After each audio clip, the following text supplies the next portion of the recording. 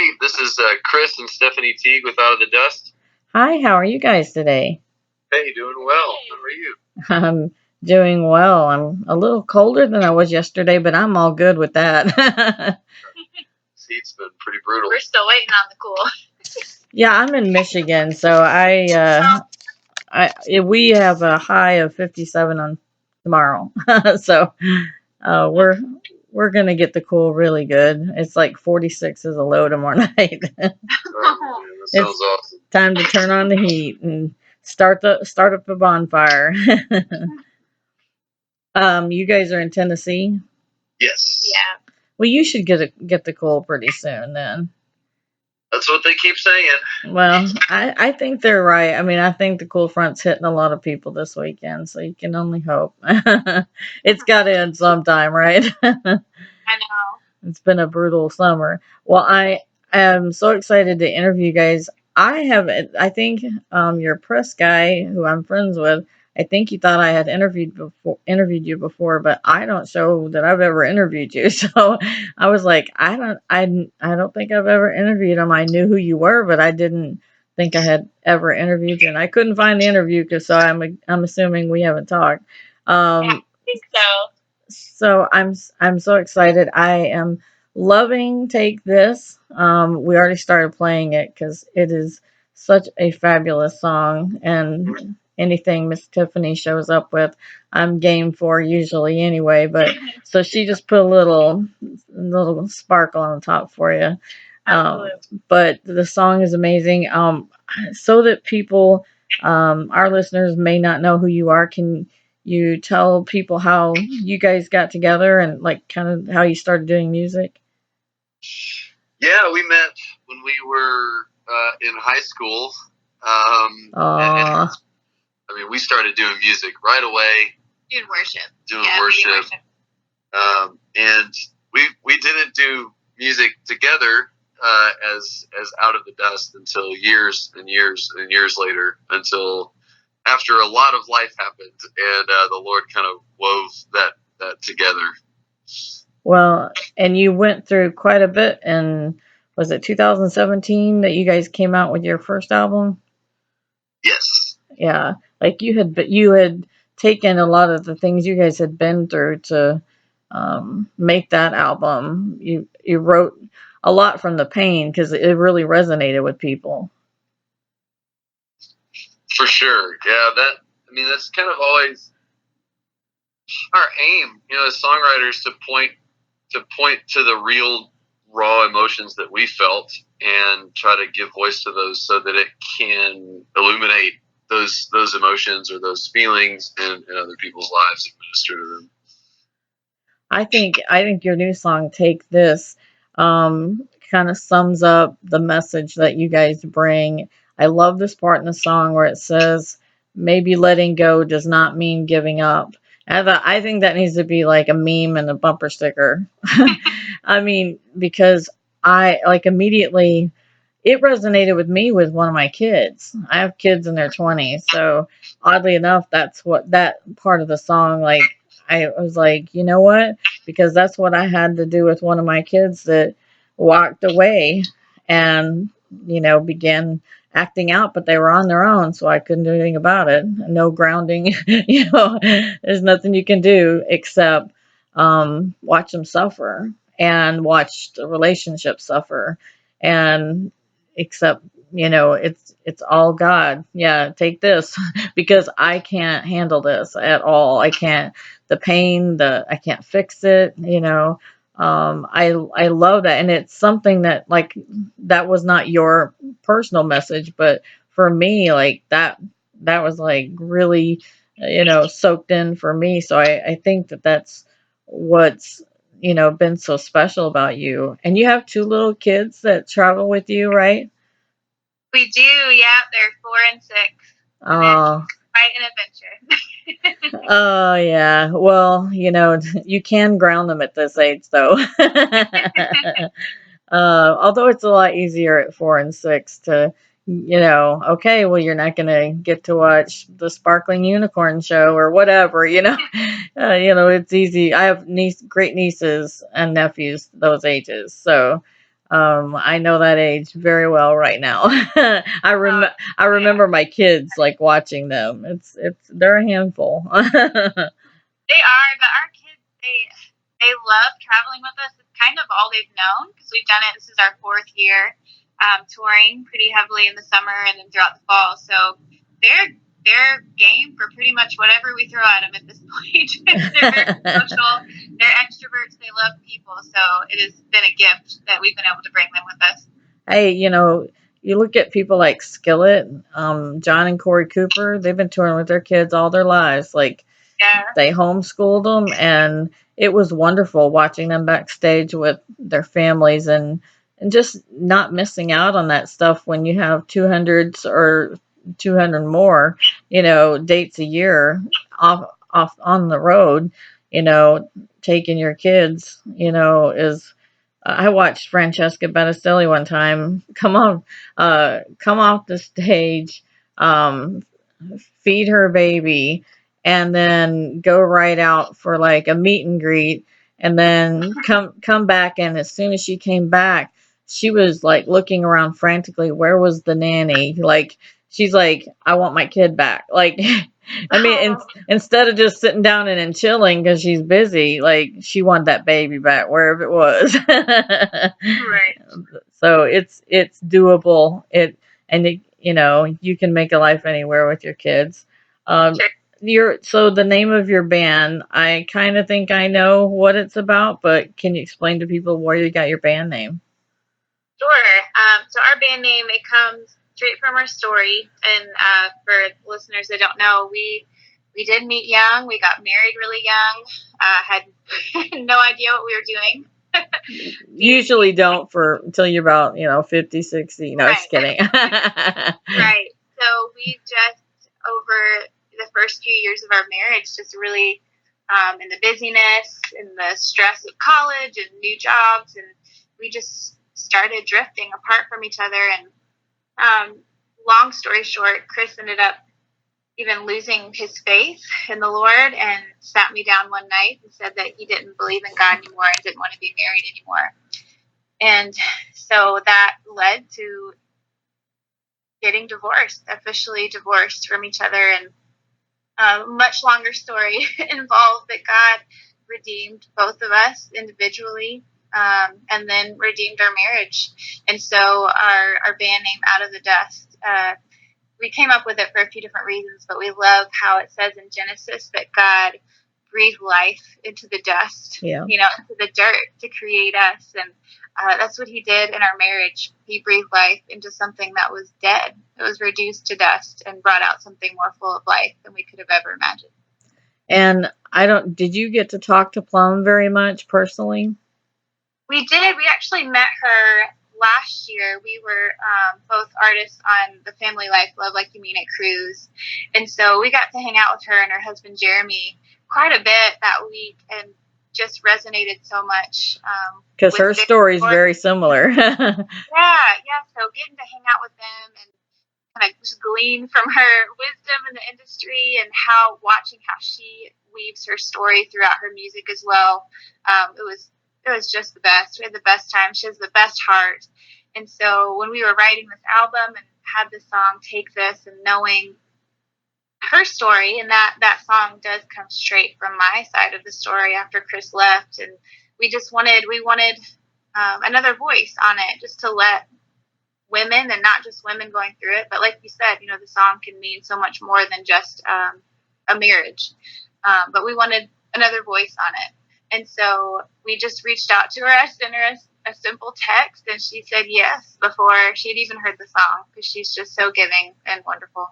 Yeah, I can remember backstage after she first came back, when she had, How Many Times, or Need You Now, that song. But it was when she was first touring that, and it was right after it was, fresh off of them, restoring things, her and her husband. and we were visiting backstage because she had some time to kill, and she's just cool like that. Like, she doesn't say, oh, well, I need to go, or anything. She's like, hang out, and we talked for a while, and she was talking about her story. And then it was funny because she was like texting her husband and she was going, oh, like that's so he's so cute. And like, so she literally was like a newlywed. And I said, this is weird. Like, I mean, it's just awesome to see how she acted like a newlywed or even more like a high school kid, just her love was not only renewed, it was like super giggly. I mean, Yeah. it like when God, if he isn't in it, you don't have that. You don't have that genuine joy in your marriage. And if you don't have that, you can't get through those hard things that are going to come at you and combat you for the rest of your life, especially if you have kids. um, Sure. and that's and I really do love that song. And so you just came out on September 13th with your new album, Now More Than Ever. So the song Take This, which, like I said, we've been playing, is really resonating well with people. And so is there a favorite song, or does the album have a theme, or what was this album, when you approached it, what were you trying to get across, or that was a lot of questions, sorry. You know what I No, mean, like what was behind the new album? yeah. So the actual song "Now More Than Ever" came first, and that's just a song about our marriage. We draw from our story. We get specific sometimes about our story, but a lot of times we just sort of have a much wider lens. But that song was pretty zeroed in on us, and as we wrote the rest of the record, it kind of became clear like what God was pointing us towards as far as themes for the record. And Stephanie, I'm kind of in the weeds a little bit, and Stephanie's really good at seeing the whole picture. And she just sort of said, a lot of these songs just seem so relevant, so right now for the culture, and that it just sort of took on this new life, this new meaning, not just for the song Now More Than Ever, but that we need these songs, not just Our world. yeah, and us too.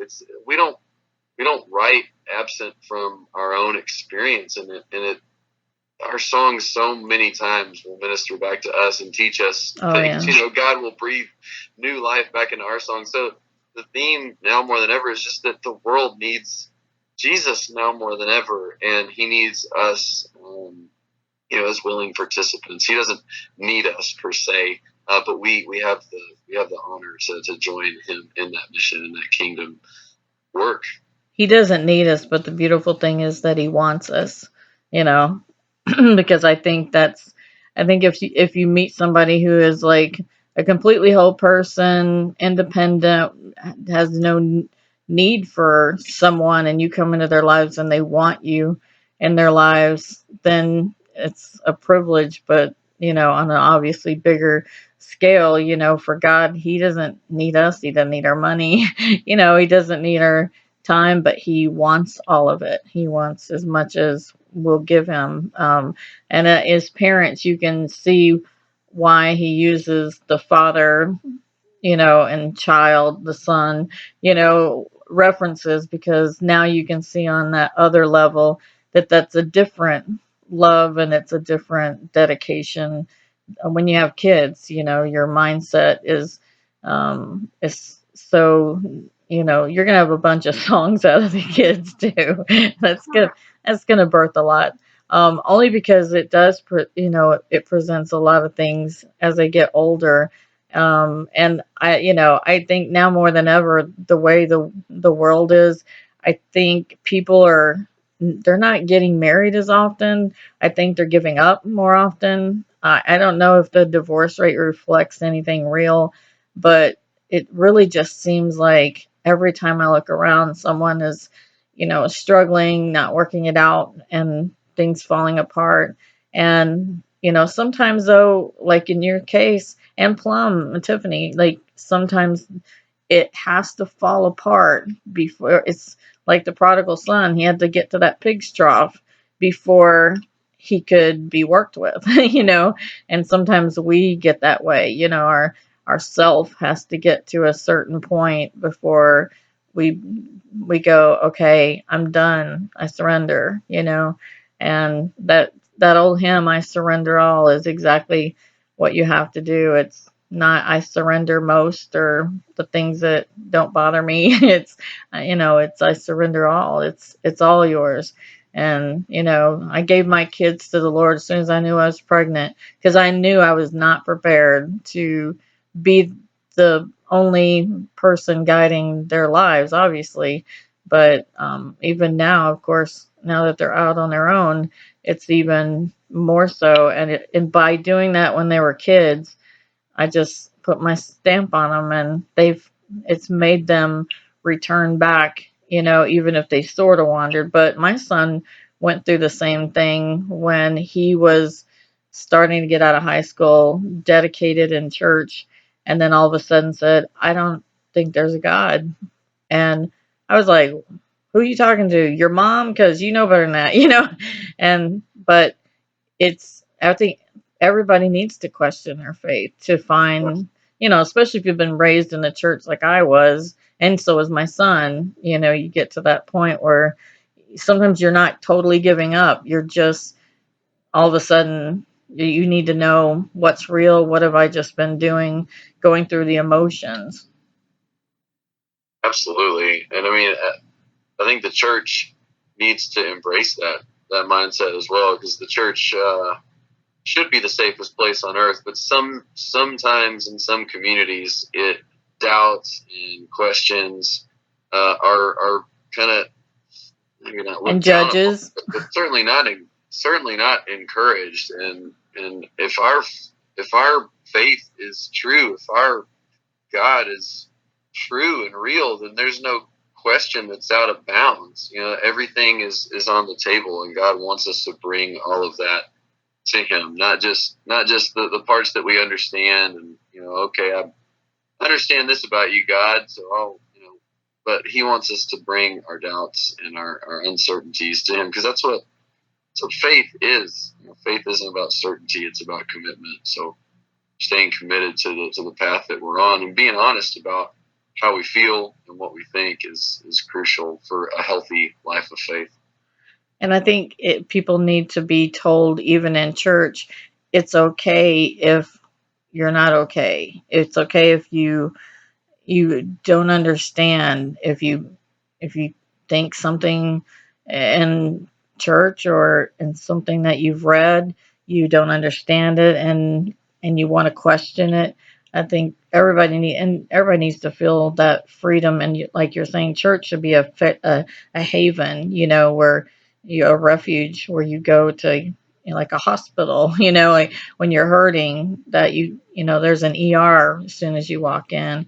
um, Lots of small churches are like that, but the bigger they get, the harder you can find something like that. So for me, it's like I do prefer the small churches like I grew up in, but I see some bigger churches pulling it off. So it can be done. It just Absolutely. has to be really done right. I'm curious, with all of the types of songs that you write, the lyrics to me are so they're so human. They're so about real things and real problems.